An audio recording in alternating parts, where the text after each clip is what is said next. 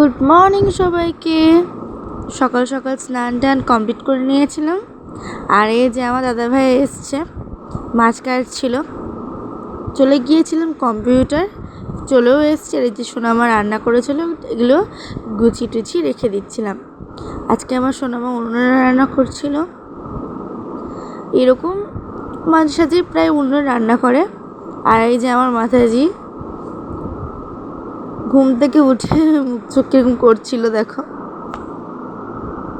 তো আজকের দুপুরের মেনু ছিল সাদা ভাত, আলু বটবটি ভাজা, বেগুন চচ্চড়ি, আর ছিল চারা মাছের ঝোল। আর এই যে বাবাজি পড়া দিচ্ছে ভয়ে ভয়ে, পড়া করে আসেনি, সেই ভয়ে ভয়ে তাও জোর করে পড়া নিচ্ছিলাম। তার কিছুক্ষণ পর আড্ডা দিচ্ছিলাম একটু মাইমাদের সাথে, দিদির সাথে।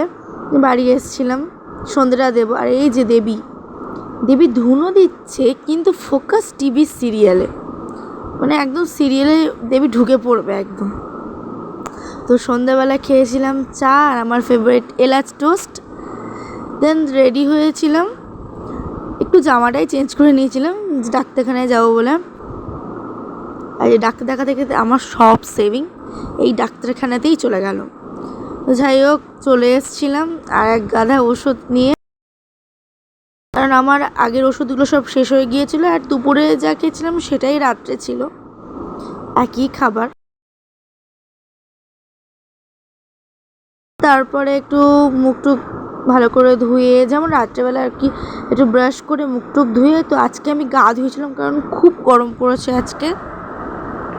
আর তারপরে একটু ওই স্কিন কেয়ার, ব্যাস এইটুখানি। ঠিক আছে, টাটা।